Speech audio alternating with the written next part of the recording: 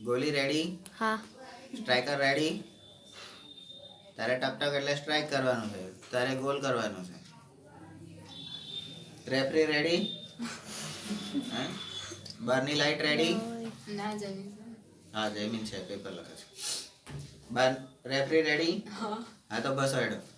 ધોરણ 9 પાક વર્ષ ઉત્પાદનમાં 18-19 સુધારણા.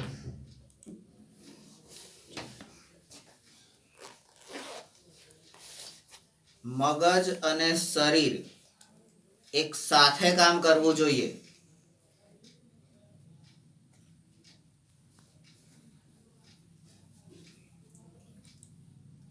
સ્ટાર્ટ. ધોરણ 9 વર્ષ 18-19 વિજ્ઞાન પ્રકરણ 15 અન્ન સ્ત્રોતોમાં સુધારણા.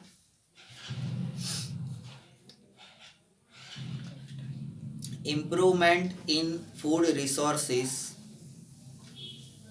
ફૂડ એટલે ખોરાક, ખોરાકનો સમાનાર્થી અન્ન, રિસોર્સિસ એટલે સ્ત્રોતો જ્યાંથી એ મેળવી શકાય એ, ઇમ્પ્રુવમેન્ટ એટલે એમાં સુધારા.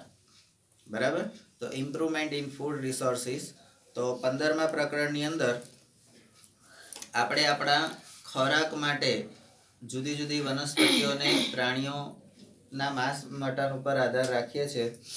એમાંથી આપણને ખોરાકમાં શું મળે છે? તો પ્રોટીન, ચરબી, કાર્બોહાઈડ્રેટ અને વિટામિન અને ખનિજ ક્ષાર, આટલી વસ્તુ આપણને પ્રાપ્ત થાય છે જે આપણા શરીર માટે જરૂરી છે.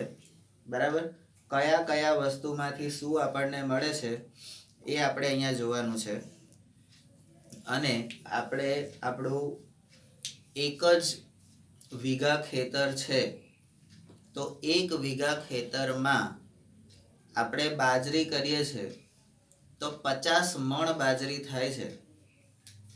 એ 50 મણ બાજરીમાંથી મારે 60 મણ બાજરી ઉગાડવી હોય તો મારે શું કરવું જોઈએ? તો મારે પાક સુધારણા કરવી જોઈએ, ખાતર બિયારણનો ફેરફાર કરવો જોઈએ. હા, તો એ શું કરવાનું છે એ આપણે જોવાનું છે. બરાબર? ત્યાર પછી ખાતરો વિશે ભણવાનું છે, સિંચાઈ વિશે ભણવાનું છે, પાક સુરક્ષા, પશુપાલન, એ બધા વિશે ભણવાનું છે. માછલી, મધમાખી, આ બધા જ વિશે. તો આખું જે ચેપ્ટર છે ઓલરેડી આપણી પાસે એનો મારો સમજાયેલો વિડીયો 9મા ધોરણના જૂના વિજ્ઞાનના એમાં છે જ. બરાબર? સેમ છે, કશું કદાચ 2-4 લીટી આગી પાછી હશે, બહુ વાંધો નહીં આવે. તે છતાંય અત્યારે આપણે સોફ્ટવેર ઉપર સમજીએ છીએ તો જોઈએ. પાક ઉત્પાદનમાં સુધારણા. વનસ્પતિ આપણા ખોરાકના મુખ્ય સ્ત્રોતમાં હોવાથી. હા, હવે અહીંયા તમે જુઓ કે સોફ્ટવેરની અંદર આ ભાઈએ ચાલુ કર્યું, બેક જાઓ.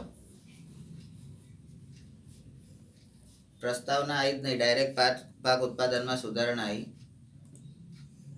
બેક પાક ઉત્પાદનમાં સુધારણા.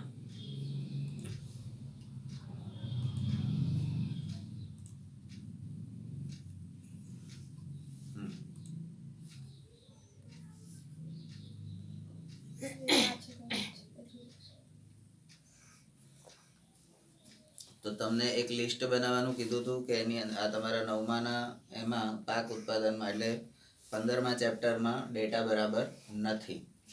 બરાબર? તો એ આપણે ધ્યાનમાં અત્યારે જે છે એ કરીએ છીએ.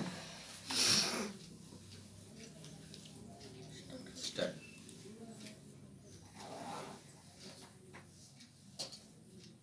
પાક ઉત્પાદનમાં સુધારણા. વનસ્પતિ આપણા ખોરાકના મુખ્ય સ્ત્રોતમાં હોવાથી ખોરાકની જરૂરિયાતો પૂરી પાડવા પાકનું ઉત્પાદન વધારવું જરૂરી બને છે. ધાન્ય જેવા કે ઘઉં, ચોખા, મકાઈ, જવ અને બાજરી ઉર્જાની જરૂરિયાત માટે કાર્બોદિત પૂરા પાડે છે. કઠોળ જેવા કે ચણા, વટાણા. હવે તમે જે વનસ્પતિ જે ખોરાક લો છો એમાંથી તમને કાર્બોહાઈડ્રેટ્સ એટલે કાર્બોદિત પદાર્થો જે છે એ કોણ શેમાંથી મળે છે? તો ઘઉં, ચોખા, મકાઈ, જવ અને બાજરી. એટલે આપણે ભાખરી રોટલા ખાઈએ છીએ એમાંથી. બરાબર છે? સિમ્પલ. આપણે જે ખાઈએ છીએ એમાંથી આપણને શું મળે છે એ આપણને ખબર હોવી જોઈએ. આપણે ખાલી ડૂચા તો નહીં મારતા ને. જે ખાઈએ છીએ એમાંથી આપણને સત્વ મળવું જોઈએ. એવું નથી કે રોજ તમે પીઝા બર્ગર ને એ ખાવ તો જ તમારું શરીર સારું રહે. ઉગતું ખરાબ થાય.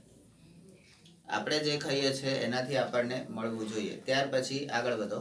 અડદ, મગ, તુવેર અને મસૂરની દાળ પ્રોટીનના સ્ત્રોત છે. તેલ બીજ જેવા કે સોયાબીન, મગફળી, તલ, દિવેલ, રાઈ, અળસીના બીજ, સરસવ અને સૂર્યમુખી તેલ તથા લિપિડ પૂરા પાડે છે. શાકભાજી, મસાલા અને ફળ ઓછા પ્રમાણમાં પ્રોટીન ઉપરાંત વિવિધ પ્રકારના વિટામિન્સ અને ખનિજો પૂરા પાડે છે. આ પાક ઉપરાંત ચારા માટેના પાક, ઓટ, સુદાન, ઘાસ ઇત્યાદિનો ઉછેર પાલતુ પ્રાણીઓ માટે કરવામાં આવે છે. તો હવે તમને ખબર પડી ગઈ કે આપણા શરીર માટે જરૂરી પોષક તત્વો કાર્બોદિત, પ્રોટીન, લિપિડ. લિપિડ એટલે ચરબી. લિપિડ એટલે ચરબી. લિપિડ, વિટામિન્સ, ખનિજો એ આપણને શેમાંથી મળે છે? બરાબર. તો આપણે ભાખરી રોટલી ખાઈએ છીએ કે દાળ ભાત ખાઈએ છીએ તો ઘઉં, ચોખા, મકાઈ, જવ, બાજરી એમાંથી આપણને કાર્બોહાઈડ્રેટ્સ મળે છે. કઠોળ જે ખાઈએ છીએ ચણા, વટાણા, અડદ, મગ, તુવેર દાળ, મસૂરની દાળ, બરાબર, તો એનાથી આપણને પ્રોટીન મળે છે. તેલ બીજ એટલે સોયાબીન, મગફળી, તલ, દિવેલ, રઈ, અળસીના બીજ, સરસવ, સૂર્યમુખી આ બધા તેલ જે આપણે ખાવામાં તેલ વાપરીએ છીએ અને દરેક ખાવામાં આપણે સહેજ ચપટી રઈ નાખીએ છીએ. બરાબર. એ ચપટી રઈ એ તમને શું પૂરું પાડે છે? તો કે લિપિડ, ચરબી. ચરબી એટલે આપણા શરીરમાં જે તેલ ચિકાસની જરૂર છે એ ચિકાસ એ તમને આ લિપિડ પૂરી પાડે છે. આ પ્રોટીન જે છે એ પ્રોટીન આપણા શરીરનો બંધારણીય એટલે DNA નો બંધારણીય એકમ છે, ઘટક છે. એ આપણા શરીરને વૃદ્ધિ વિકાસ પામવા માટે મદદ કરે છે. કાર્બોહાઈડ્રેટ આપણને પોષણ આપે છે. બરાબર. વિટામિન્સ અને ખનિજો આપણને શેમાંથી મળે છે? તો શાકભાજીમાંથી મળે છે, મરી મસાલામાંથી મળે છે, ફળોમાંથી મળે છે. કેમ આ બધામાંથી મળે છે? તો કે શાકભાજી જમીનના પાણીમાંથી ક્ષાર અને સૂર્ય પાસેથી ખોરાક બનાવે છે ત્યાંથી વિટામિન. જમીનમાંથી ક્ષાર અને સૂર્ય પાસેથી વિટામિન એ લઈને વનસ્પતિ પોતાનો ખોરાક બનાવે છે અને એ આપણે ખાઈએ છીએ તો આપણને એનામાંથી એ જ બે વસ્તુ મળે ને. કેમનું કેવી રીતે મળે છે ખબર પડવી જોઈએ. બરાબર. એમને મૂળા લઈને ડૂચા નહીં મારવાના, ભાજી ખાખા નહીં કરવાની, બટાકા ખાખા નહીં કરવાના. આપણને બટાકામાંથી શું મળે છે એ ખબર હોવી જોઈએ. તો બટાકા આપણા શરીરમાં સ્ટાર્ચ પેદા કરે, સેલ્યુલોઝ નો ભરાવો, ચરબી વધારે. ખબર પડી? બટાકી ખબર પડી? બરાબર. તો એમાંથી મળે છે.